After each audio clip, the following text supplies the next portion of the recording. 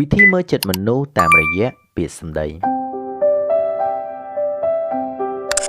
តែយើងដឹងទេ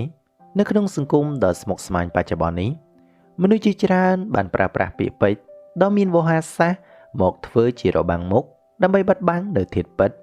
ឬចេតនាដែលលាក់នៅពីក្រោយស្នាមញញឹមរបស់ពួកគេក៏ប៉ុន្តែតាមរយៈការសង្កេតតាមបែបចិត្តសាស្ត្រយើងអាចរៀនបកស្រាយនៅកូដសម្ងាត់នៃពាក្យសម្ដីទាំងនោះដើម្បីមើលឲ្យធ្លុះទៅដល់អារម្មណ៍និងគំនិតពិតប្រាកដរបស់ពួកគេបាននៅពេលដែលយើងមានសមត្ថភាពអាចអានចិត្តមនុស្សតាមរយៈពាក្យសម្ដីបែបនេះហើយវាមិនត្រឹមតែជួយឲ្យយើងជៀសផុតពីការចាញ់បោកគេប៉ុណ្ណោះទេប៉ុន្តែវាថែមទាំងជួយឲ្យយើងជ្រើសរើសមនុស្សដែលត្រឹមត្រូវសម្រាប់រក្សាទុកនៅក្នុងជីវិតរបស់យើងទៀតផងឥឡូវនេះយើងនឹងទៅស្ដាប់អំពីចិត្តសាស្ត្រចំនួន33ឃ្លាដែលត្រូវបានចម្រាញ់ឡើងយ៉ាងសម្រិតសម្រាំងដើម្បីក្លាយជាគន្លឹះវិភាគដ៏មានប្រសិទ្ធភាពសម្រាប់បងប្អូនក្នុងការស្វែងយល់ពីមនុស្សជុំវិញខ្លួន 1. នៅពេលដែលនរណាម្នាក់សរសើរយើងហើយបញ្ចប់ដោយពាក្យថាប៉ុន្តែចូលស្ដាប់ប្រយោគបន្ទាប់នោះចុះព្រោះវាគឺជាអ្វីដែលពួកគេចង់និយាយពិតប្រាកដពាក្យថាប៉ុន្តែនៅក្នុងចិត្តវិទ្យានៃការសន្ទនាមានតួនាទីជាអ្នកលុបចោលនៅអត្ថន័យនៃប្រយោគដែលបាននិយាយមុនទាំងស្រុងនៅពេលដែលគេនិយាយថាអ្នកធ្វើបានល្អហើយប៉ុន្តែគឺគេកំពុងតែត្រៀមខ្លួនដើម្បីបញ្ចេញចំណុចដែលគេមិនពេញចិត្តចំពោះយើងហើយការសរសើរនៅខាងដើមគឺគ្រាន់តែជាការលងចិត្តឬជាការត្រួសត្រាយផ្លូវដើម្បីកុំឲ្យការរិះគន់នោះស្ដាប់ទៅវាធ្ងន់ធ្ងរពេកប៉ុណ្ណោះគោលបំណងពិតប្រាកដរបស់ពួកគេគឺស្ថិតនៅក្នុងប្រយោគដែលបន្តពីក្រោយពាក្យប៉ុន្តែនោះឯងដូច្នេះដើម្បីយល់ពីចិត្តរបស់ពួកគេចូលកុំខ្វល់នឹងពាក្យសរសើរពីមុនអីតែត្រូវតែយកចិត្តទុកដាក់ទៅលើចំណុចដែលពួកគេទាស់ចិត្តនៅពីក្រោយពាក្យប៉ុន្តែ 2. អ្នកដែលនិយាយបញ្ជាក់អំពីរឿងដដែលៗច្រើនពេកវាអាចជាសញ្ញាដែលបង្ហាញថាគេកំពុងតែភូតកុហកឬកំពុងតែព្យាយាមបញ្ចុះបញ្ចូលខ្លួនឯងឲ្យជឿទៅលើរឿងនោះធម្មជាតិនៃការពិតគឺមិនត្រូវការតុបតែងឬក៏ការបញ្ជាក់ច្រើនលើកច្រើនសារនោះទេព្រោះវានៅតែជាការពិតជានិច្ចនៅពេលដែលនរណាម្នាក់ខំប្រឹងនិយាយរឿងមួយដដែលវាហាក់បីដូចជាខ្លាចគេមិនជឿនេះគឺជាសញ្ញាដែលបង្ហាញថាពួកគេកំពុងតែមានអារម្មណ៍ដែលមិនសុវត្ថិភាពចំពោះរឿងនោះការនិយាយរឿងដដែលផ្ទួនគឺជាវិធីសាស្ត្រចិត្តសាស្ត្រដែលគេប្រើដើម្បីលាងខួរក្បាលអ្នកស្ដាប់និងលាងខួរក្បាលខ្លួនឯងឲ្យជឿថាវាជារឿងពិតអ្នកកុហកតែងតែរៀបចំសាច់រឿងយ៉ាងល្អិតល្អន់ហើយនិយាយវាមកវិញដដែលដើម្បីកុំឲ្យមានកន្លែងចន្លោះប្រហោងប្រសិនបើយើងសង្កេតឃើញភាពមិនប្រក្រតីនេះសូមសាកល្បងសួរដេញដោលដោយរកចំណុចលម្អិតបន្ថែមនោះការពិតវានឹងលាតត្រដាង 3. កុំជឿទៅលើមនុស្សដែលចូលចិត្តស្បត់ស្បាយឬមនុស្សដែលសន្យាញឹកញាប់ពេកព្រោះមនុស្សដែលមានទំនួលខុសត្រូវពិតប្រាកដគេប្រើទង្វើបញ្ជាក់ជំនួសឲ្យពាក្យសម្ដីការសន្យាគឺជាពាក្យសម្ដីដ៏ងាយស្រួលនិយាយបំផុតប៉ុន្តែវាមានតម្លៃតិចតួចណាស់ប្រសិនបើគ្មានសកម្មភាពជាក់ស្ដែងមកបញ្ជាក់ឲ្យឃើញមនុស្សដែលព្យាយាមស្បត់ស្បាយញឹកញាប់ពេកជួនកាលពួកគេគឺគ្រាន់តែចង់បង្កើតទំនុកចិត្តคล้ายក្នុងរយៈពេលមួយគ្រាតែប៉ុណ្ណោះគឺដើម្បីបិទបាំងភាពមិនស្មោះត្រង់របស់ខ្លួនឯងយើងត្រូវចាំថាទំនុកចិត្តពិតប្រាកដគឺមិនកើតចេញពីការសន្យានោះទេតែវាកើតចេញពីភាពទៀងទាត់នៃទង្វើដែលគេបានធ្វើកន្លងមកបុគ្គលដែលមានការទទួលខុសត្រូវខ្ពស់គេកម្រនឹងប្រើពាក្យសន្យាណាប៉ុន្តែគេនឹងបង្ហាញឲ្យយើងឃើញតាមរយៈលទ្ធផលជាក់ស្ដែងភ្លាមដូច្នេះប្រសិនបើយើងជួបមនុស្សដែលពូកែតែសន្យាតែមិនដែលធ្វើបានសូមកុំដាក់ចិត្តជឿពួកគេងាយអីព្រោះយើងអាចនឹងខកចិត្តនៅថ្ងៃក្រោយ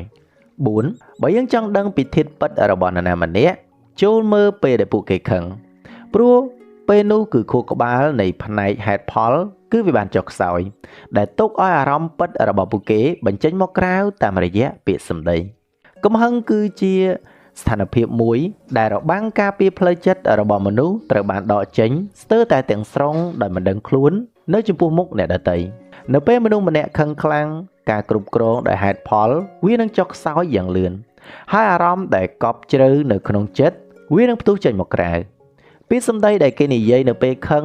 បើទោះបីជាវាស្ដាប់ទៅខុសខើក៏ដោយក៏វាច្រើនតែជាការពិតដែលគេតែងតែលាក់ទុកនៅក្នុងចិត្តជាយូរមកហើយនេះគឺជា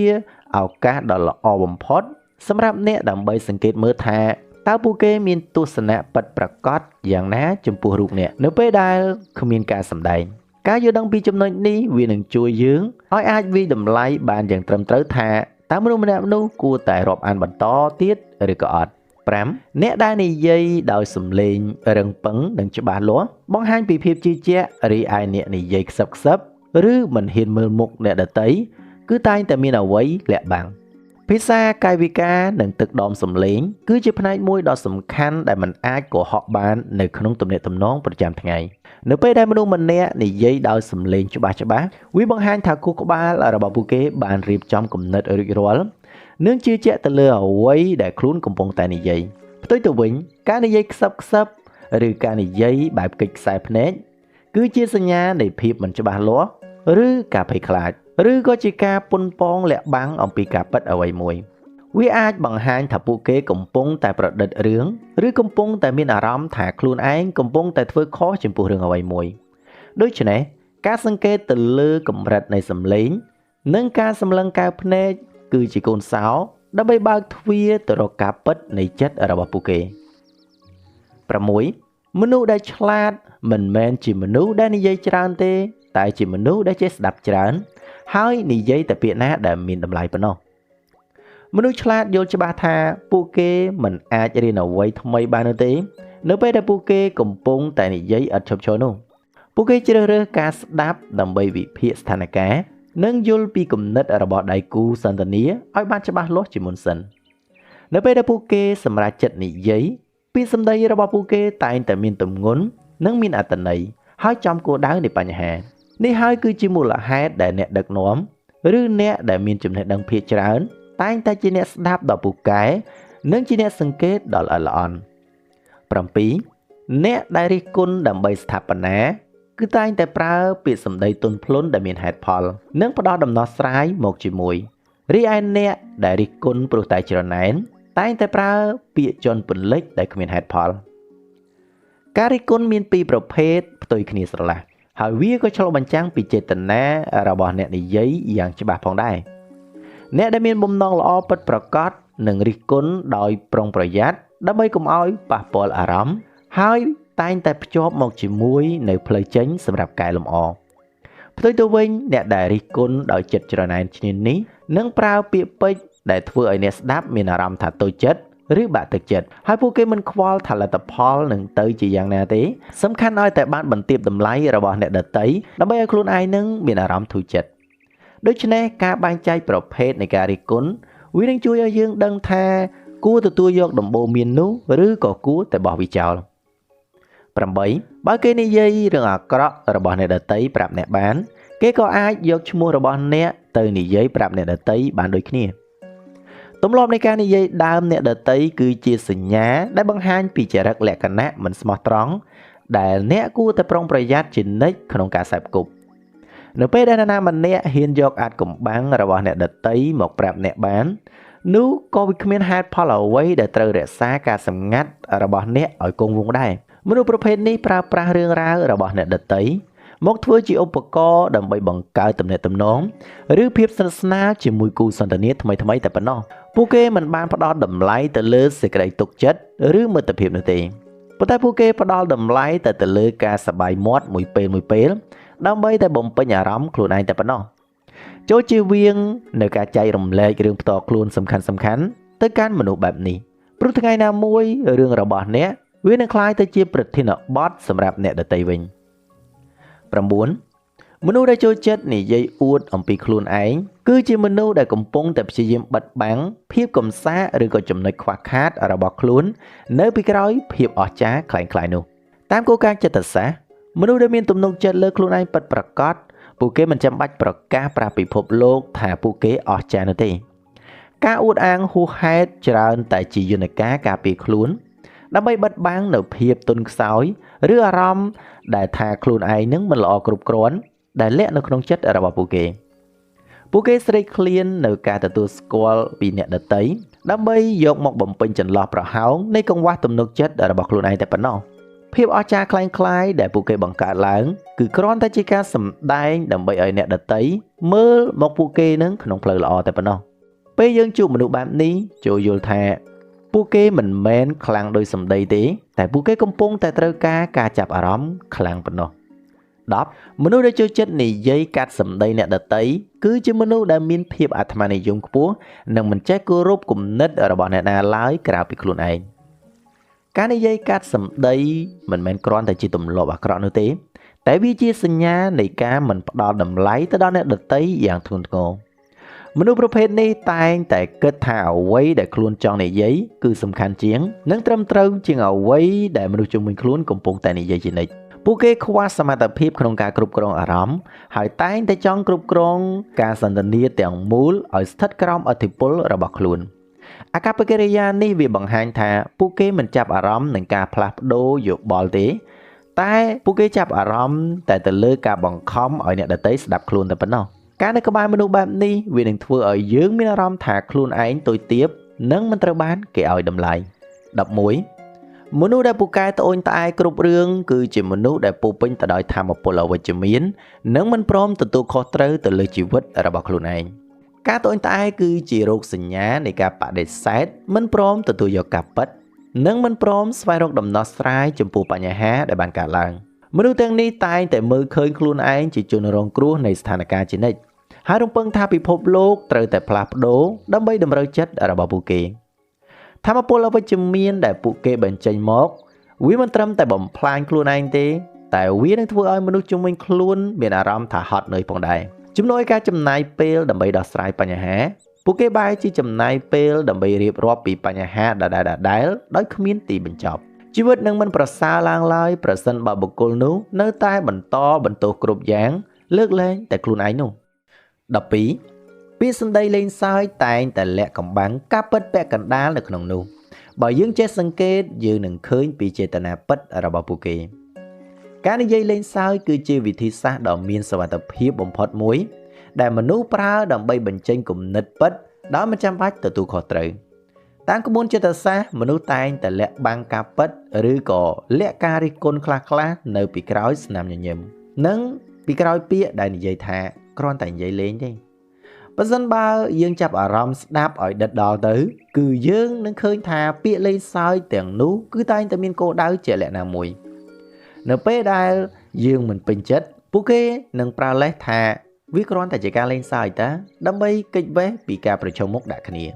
ហើយដូច្នេះហើយប្រសិនបើយើងមើលឃើញថាគេលេងសើចប៉ះពាល់ទៅដល់ចំណុចខ្សោយរបស់អ្នកដទៃដដែលវាពិតជាមិនមែនជារឿងលេងសើចទេនោះឡើយ13មនុស្សដែលនិយាយបន្ទោសអ្នកដទៃរាល់ពេលដែលមានបញ្ហាគឺជាមនុស្សដែលមិនទាន់មានភាពចាស់ទុំខាងផ្លូវចិត្តភាពចាស់ទុំរបស់មនុស្សមិនមែនវាស់វែងដោយអាយុនោះទេប៉ុន្តែគឺត្រូវបានវាស់វែងដោយសមត្ថភាពនៃការទទួលខុសត្រូវទៅលើទង្វើរបស់ខ្លួនឯងមនុស្សដែលតែងតែចង្អុលមុខអ្នកដទៃនៅពេលដែលមានកំហុសគឺជាមនុស្សដែលខ្លាចបាត់បង់មុខមាត់និងគ្មានភាពក្លាហានក្នុងការទទួលស្គាល់ការពិតនោះទេពួកគេប្រើប្រាស់ការបន្ទោសជាយន្តការដើម្បីការពារខ្លួន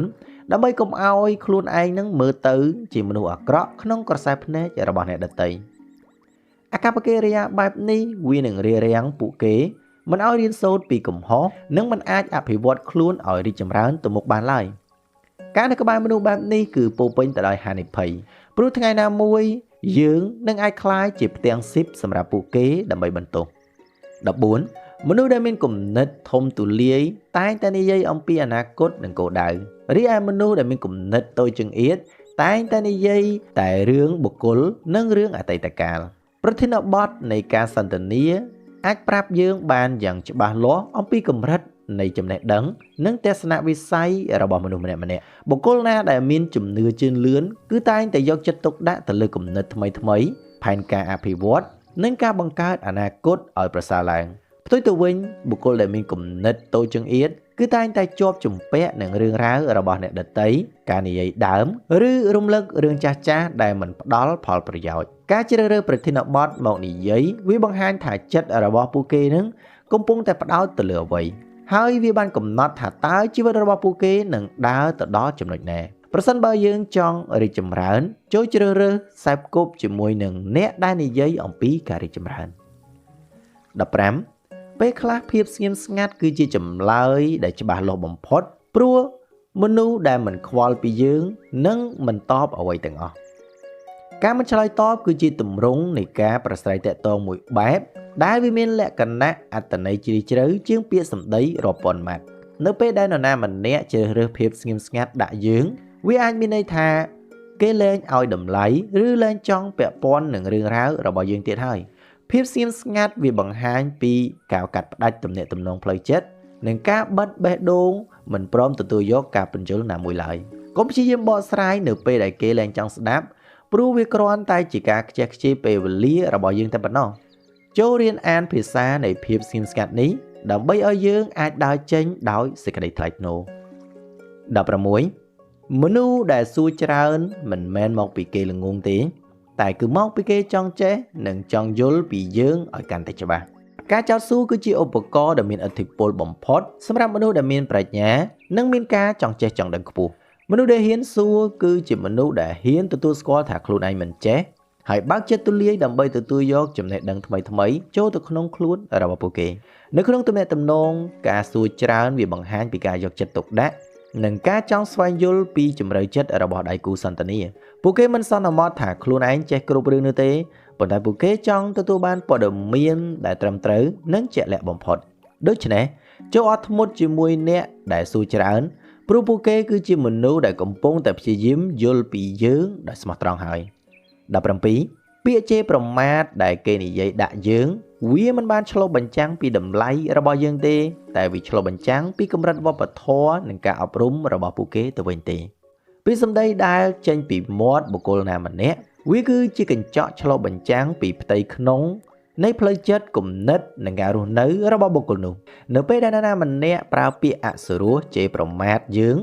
វាគ្រាន់តែបង្ហាញថាពួកគេគឺគ្មានសមត្ថភាពក្នុងការដោះស្រាយបញ្ហាដោយសន្តិវិធីនិងដោយហេតុផលតែប៉ុណ្ណោះតម្លៃរបស់យើងគឺមិនបានថយចុះដោយសារតែពាក្យសម្ដីរបស់អ្នកដទៃនោះទេលុះត្រាតែយើងនឹងអនុញ្ញាតឲ្យពាក្យទាំងនោះមានឥទ្ធិពលមកលើយើងមនុស្សដែលមានគុណធម៌ខ្ពស់នឹងមិនប្រើប្រាស់ភាសាថោកទាបដើម្បីជន់ឈ្លីអ្នកដទៃឡើយបើទោះបីជាស្ថិតនៅក្នុងកលៈទេសៈណាក៏ដោយចូលមើលទៅពួកគេដោយក្តីសង្វេគជៀសវាងការខឹងសម្បារព្រោះពួកគេកំពុងតែបង្ហាញធាតុពិតដ៏អាក្រក់របស់ខ្លួនឯងឲ្យយើងឃើញហើយ 18 មនុស្សដែលនិយាយច្រើនខុសពីធម្មតាអាចជាមនុស្សដែលកំពុងមានទុក្ខហើយព្យាយាមប្រើប្រាស់ពាក្យសម្ដីដើម្បីបន្លប់ភាពឯការបស់ខ្លួនជួនកាលការនិយាយមិនឈប់វាមិនមែនមានន័យថាពួកគេសប្បាយចិត្តនោះទេតែវាជាការស្រែករកជំនួយដោយស្ងាត់ពីខាងក្នុងចិត្តមនុស្សមួយចំនួនខ្លាចភាពស្ងៀមស្ងាត់ពីព្រោះពេលដែលស្ងៀមស្ងាត់សំឡេងនៃទុក្ខសោកជាមួយនឹងបញ្ហាវានឹងបន្លឺឡើងយ៉ាងច្បាស់នៅក្នុងខួរក្បាលរបស់ពួកគេជ្រើសរើសការនិយាយរឿងរ៉ាវឥតប្រយោជន៍ជាច្រើនដើម្បីកុំឲ្យខួរក្បាលរបស់ពួកគេនឹងមានពេលទំនេរទៅគិតរឿងដែលជឿចាប់នោះអាកប្បកិរិយានេះត្រូវបានគេហៅថាជាការរត់គេចពីអារម្មណ៍ពិតតាមរយៈការប្រស្រ័យទាក់ទងប្រសិនបើមិត្តរបស់យើងប្រែជានិយាយច្រើនខុសពីធម្មតាចូលសាកល្បងសួរពីសុខទុក្ខរបស់ពួកគេដោយយកចិត្តទុកដាក់នោះយើងនឹងដឹងពីរឿងផ្សេងដែលយើងមិនបានដឹង 19 កុំប្រញាប់ត្រេកអរនឹងពាក្យសរសើរដែលផ្អែមល្ហែមពេកព្រោះទឹកឃ្មុំច្រើនតែคล้ายជាថ្នាំពុលសម្រាប់អ្នកដែលមិនចេះប្រយ័ត្នពាក្យសរសើរគឺជាអាវុធមុខពីរដែលអាចផ្ដល់កម្លាំងចិត្តផងហើយក៏អាចធ្វើឲ្យយើងវង្វេងនឹងភាពជោគជ័យคล้ายៗបានយ៉ាងងាយផងដែរមនុស្សមួយចំនួនប្រើប្រាស់ពាក្យសរសើរហួសហេតុដើម្បីទិញទឹកចិត្តឬធ្វើឲ្យយើងនឹងបាត់បង់ការប្រុងប្រយ័ត្នដើម្បីឲ្យពួកគេនឹងងាយស្រួលក្នុងការទាញផលប្រយោជន៍ពីយើងអ្នកដែលសរសើរយើងដោយស្មោះត្រង់ពួកគេនឹងសរសើរចំចំណុចនិងសរសើរដោយមានហេតុផលសមរម្យមិនមែនសរសើរដោយគ្មានហេតុផលបែបផ្លូវកាត់ដើម្បីយកចិត្តនោះទេចូលចងចាំថាការរិះគន់ដើម្បីស្ថាបនាវាមានតម្លៃជាងការសរសើរដែលពោពេញទៅដោយភាពខ្លែងបន្លំរាប់រយដងចូលទទួលយកពាក្យសរសើរដោយចិត្តត្រជាក់ហើយកុំបណ្ដោយឲ្យវាคล้ายជាមោទនភាពដែលបិទបាំងភ្នែករបស់យើងឲ្យសោះ 20 អ្នកដែលនិយាយពាក្យថាខ្ញុំញឹកញាប់ពេកនៅក្នុងការសន្ទនាពួកគេគឺជាមនុស្សដែលត្រូវការចាប់អារម្មណ៍ខ្លាំងពីអ្នកដទៃការប្រើប្រាស់ពាក្យថាខ្ញុំច្រើនហួសហេតុវាបង្ហាញពីចរិតលក្ខណៈដែលផ្ដោតទៅលើតែខ្លួនឯងខ្លាំងនិងខ្វះការយល់ចិត្តចំពោះអ្នកដទៃមនុស្សប្រភេទនេះតែងតែបង្វែរគ្រប់ប្រធានបទនៃការសន្ទនាឲ្យចូលមករឿងផ្ទាល់ខ្លួនរបស់ពួកគេវិញបើទោះបីជាគេកំពុងតែនិយាយរឿងផ្សេងក៏ដោយពួកគេមានអារម្មណ៍ថាពិភពលោកទាំងមូលត្រូវតែជារបស់ពួកគេហើយពួកគេមិនចាប់អារម្មណ៍នឹងគំនិតជាមួយនឹងការគិតរបស់អ្នកដទៃឡើយនេះគឺជាសញ្ញានៃភាពអាត្មានិយមឬក៏ជាសញ្ញានៃភាពខ្វះទំនុកចិត្តដែលត្រូវការទទួលស្គាល់តម្លៃពីខាងក្រៅជាប្រចាំការសន្ទនាជាមួយពួកគេនឹងធ្វើឲ្យយើងមានអារម្មណ៍ថាយើងគ្រាន់តែជាអ្នកស្ដាប់ដើម្បីកំដរឆាកជីវិតរបស់ពួកគេតែប៉ុណ្ណោះ21អ្នកដែលឆ្លើយតបសំណួរលឿនពេកដោយមិនបានគិតអាចជាមនុស្សដែលគ្មានគោលជំហរឬជាអ្នកដែលត្រៀមពាក្យកុហកទុកជាមុនការឆ្លើយតបភ្លាមដោយមិនបានឆ្លងកាត់ការគិតពិចារណាជួនកាលវាបង្ហាញពីភាពមិនច្បាស់លាស់នៃគំនិតឬភាពមិនយកចិត្តទុកដាក់ចំពោះសំណួរក្នុងករណីខ្លះជាពិសេសនៅពេលដែលសួរអំពីកំហុសការឆ្លើយតបលឿនពេកអាចជាសញ្ញាដែលបង្ហាញថាគេបានត្រៀមចម្លើយដ៏សារទុកជាមុនរួចស្រេចទៅហើយមនុស្សដែលមានភាពស្មោះត្រង់និងមានគំនិតច្នៃប្រឌិតពួកគេតែងតែប្រើពេលវេលាបន្តិចដើម្បីរៀបចំចម្លើយដែលត្រឹមត្រូវនិងមានន័យការប្រញាប់ឆ្លើយអាចជាយន្តការសម្រាប់ការពារខ្លួនដើម្បីកុំឲ្យអ្នកសួរនឹងមានពេលចាប់កំហុសឬសួរដេញដោលបន្ថែមទៀតដូច្នេះប្រសិនបើចម្លើយមកលឿនដោយភ្នែកបន្ទោលចូលមានមន្ទិលសង្ស័យខ្លះទៅថាវាអាចមិនមែនជាការពិតទាំងស្រុងនោះទេ22បើគេនិយាយអាក្រក់ពីដៃគូស្នេហាឬក៏កន្លែងធ្វើការចាស់របស់ពួកគេគ្រប់ពេលគេគឺជាមនុស្សដែលមិនចេះដឹងគុណនិងពូកែរកកំហុសរបៀបដែលមនុស្សម្នាក់និយាយអំពីអតីតកាលរបស់ពួកគេគឺជាសូចនាករដ៏ល្អបំផុតសម្រាប់ទស្សន៍ទាយអំពីរបៀបដែលគេនឹងនិយាយអំពីយើងនៅថ្ងៃអនាគតប្រសិនបើគេតែងតែនិយាយបង្ខូចកេរ្តិ៍ឈ្មោះរបស់អ្នកចាស់ឬក៏កន្លែងធ្វើការចាស់នោះគឺមានន័យថាគេគឺជាមនុស្សដែលមិនទទួលស្គាល់នៅចំណែកកំហុសរបស់ខ្លួនឯងទេមនុស្សប្រភេទនេះតែងតែដើរតួជាជនរងគ្រោះនិងមើលឃើញតែចំណុចអាក្រក់របស់អ្នកដទៃដោយភ្លេចគិតពីគុណសម្បត្តិដែលគេធ្លាប់ទទួលបាននេះវាបង្ហាញពីចរិតលក្ខណៈដែលខ្វះការដឹងគុណនិងខ្វះភាពចាស់ទុំនៅក្នុងការដោះស្រាយបញ្ហាដែលបានបញ្ចប់ទៅហើយសូមប្រយ័ត្នព្រោះថ្ងៃណាមួយយើងនឹងក្លាយទៅជាអតីតកាលដ៏អាក្រក់នៅក្នុងរឿងនិទានរបស់ពួកគេដូចគ្នា23មនុស្សដែលពូកែផ្ដល់ដំបូន្មានល្អជួនកាលគឺជាមនុស្សដែលធ្លាប់ឆ្លងកាត់ការឈឺចាប់និងការបរាជ័យច្រើនបំផុតប្រាជ្ញានិងដំបូន្មានដ៏មានតម្លៃកម្រនឹងកើតចេញពីការអានសៀវភៅតែមួយមុខណាស់ប៉ុន្តែវាកើតចេញពីបទពិសោធន៍ជីវិតដ៏ជូរចត់អ្នកដែលធ្លាប់ដួលធ្លាប់ឈឺនិងធ្លាប់បរាជ័យគឺជាអ្នកដែលយល់ច្បាស់បំផុតអំពីវិធីងើបឈរនិងវិធីជៀសវាងកំហុសដំបូន្មានរបស់ពួកគេមិនមែនគ្រាន់តែជាទ្រឹស្ដីទេប៉ុន្តែវាជាមេរៀនដែលពួកគេបានទិញដោយទឹកភ្នែកនិងការលំបាករបស់ពួកគេផ្ទាល់ពួកគេមានចិត្តចង់ជួយអ្នកដទៃកុំឲ្យជួបប្រទះនូវការឈឺចាប់ដោយខ្លួនដែលធ្លាប់ជួបព្រោះពួកគេយល់ពីរសជាតិនេះច្បាស់ណាស់ដូច្នេះចូលគោរពនិងស្ដាប់ដំបូន្មានពីមនុស្សដែលធ្លាប់ឆ្លងកាត់ព្យុះភ្លៀងព្រោះវាជាផែនទីជីវិតដ៏មានតម្លៃបំផុត24ប្រសិនបើពាក្យសម្ដីរបស់ពួកគេប្រែប្រួលទៅតាមមនុស្សដែលពួកគេជួបគេគឺជាមនុស្សដែលមានមុខពីរដែលមិនអាចទុកចិត្តបាននោះទេមនុស្សដែលមានគោលជំហររឹងមាំនិងមានភាពស្មោះត្រង់ពួកគេនឹងរក្សានៅពាក្យសម្ដីជាមួយនឹងអត្តចរិតរបស់ពួកគេឲ្យនៅដដែលមិនថាពួកគេជួបជាមួយនរណាឡើយផ្ទុយទៅវិញអ្នកដែលផ្លាស់ប្ដូរពាក្យសម្ដីតាមកលៈទេសៈគឺជាមនុស្សដែលគ្មានឆ្អឹងខ្នងនិងចូលចិត្តសម្ដែងដើម្បីតែផលប្រយោជន៍ផ្ទាល់ខ្លួនពួកគេអាចនឹងនិយាយល្អពីយើងនៅចំពោះមុខហើយពួកគេទៅបន្តនិយាយអាក្រក់ពីយើងនៅចំពោះមុខអ្នកផ្សេងទៀតក្នុងពេលតែមួយអាកប្បកិរិយាដូចជាសត្វពស់ក្បាលពីរបែបនេះវាបង្ហាញថាពួកគេគ្មានភក្ដីភាពចំពោះនរណាម្នាក់ឡើយក្រៅពីខ្លួនពួកគេផ្ទាល់ការផ្ដល់សេចក្តីទុកចិត្តទៅដល់មនុស្សប្រភេទនេះគឺវាប្រៀបបីដូចជាអោបគ្រាប់បែកដែលរងចាំពេលវេលាផ្ទុះដាក់ខ្លួនយើងអញ្ចឹង 25 មនុស្សដែលនិយាយដល់សារច្រើនជាងពាក្យសំទោសគឺជាមនុស្សដែលមានភាពអាត្មានិយមខ្ពស់បំផុតពាក្យថាសំទោសគឺពិបាកនិយាយណាស់សម្រាប់មនុស្សដែលមានភាពអាត្មានិយមព្រោះវាជាការទទួលស្គាល់ថាខ្លួនឯងមានកំហុសជំនួយការសំទោសពួកគេនឹងខិតខំស្វែងរកហេតុផលរាប់រយចម្ពោះមកដោះសារដើម្បីការពារកិត្តិយសคล้ายៗរបស់ពួកគេផ្ដល់តម្លៃ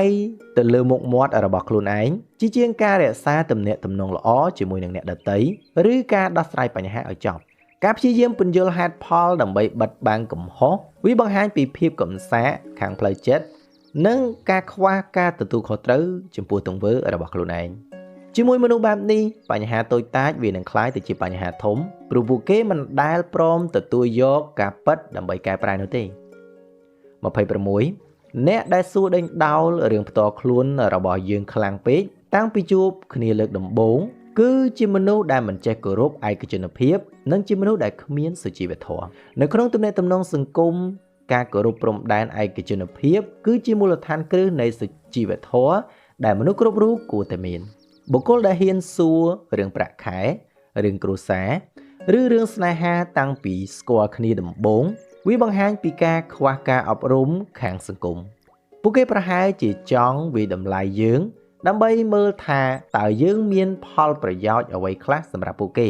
ឬគ្រាន់តែចង់ដឹងដើម្បីយកទៅនិយាយបន្តតែប៉ុណ្ណោះការចង់ដឹងចង់ឃើញហួសហេតុបែបនេះវាគឺជាសញ្ញានៃការមិនផ្ដល់កិត្តិយសទៅដល់គូសន្ទនានិងវាបង្ហាញពីការបំពានសិទ្ធិរបស់បុគ្គលចូលរក្សាគម្លាតជាមួយមនុស្សប្រភេទនេះហើយកុំផ្ដល់ព័ត៌មានដែលពួកគេចង់បានដោយងាយៗ27ពាក្យសម្ដីដែលស្រពេចស្រពិលដូចជាប្រហែល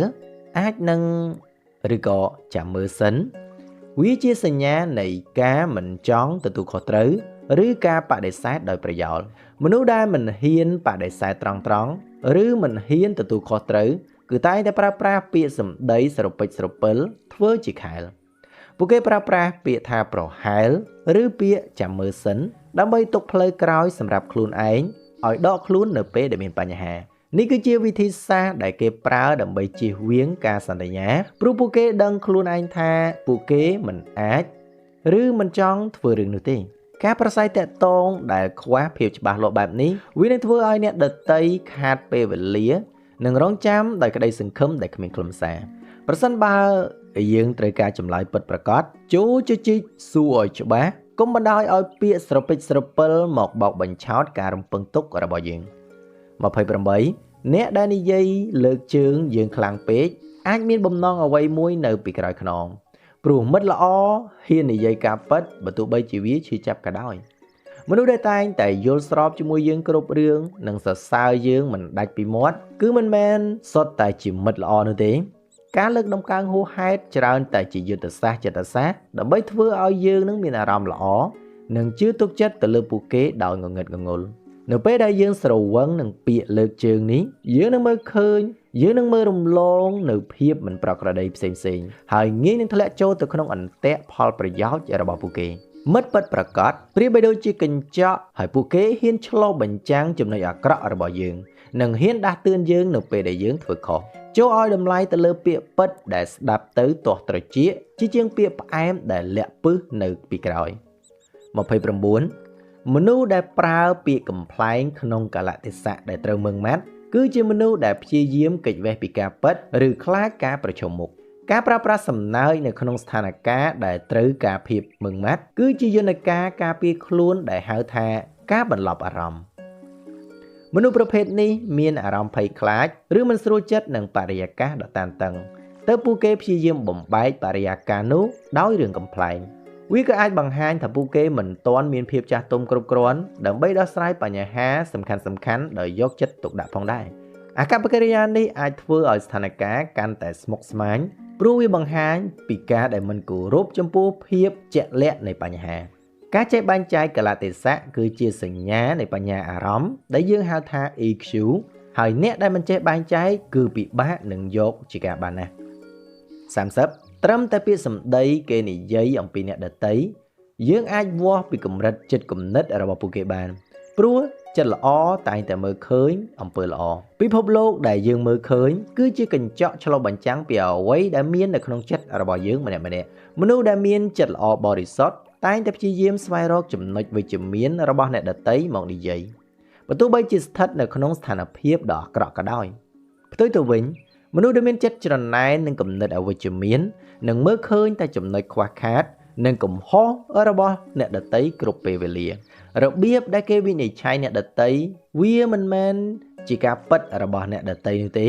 តែវាជាការបង្ហាញពីកម្រិតគុណធម៌របស់ខ្លួនឯង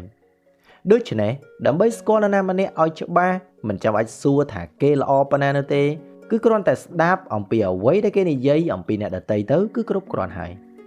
31អ្នកដែលចូលចិត្តប្រើប្រាស់ពាក្យពេចន៍ពិបាកស្មុគស្មាញដាក់មនុស្សដែលសាមញ្ញគឺជាមនុស្សដែលចង់បង្ហាញអំណាចឬចង់ឲ្យគេកោតសរសើរខ្លួនគោលបំណងពិតប្រាកដនៃការប្រស្រ័យទាក់ទងគឺការធ្វើឲ្យអ្នកស្ដាប់យល់ច្បាស់ពីអ្វីដែលយើងចង់និយាយប៉ុន្តែអ្នកដែលតែងតែប្រើប្រាស់ពាក្យបច្ចេកទេសពិបាកដាក់អ្នកដែលមិនយល់ពួកគេមិនមែនចង់ឲ្យពួកគេយល់ទេ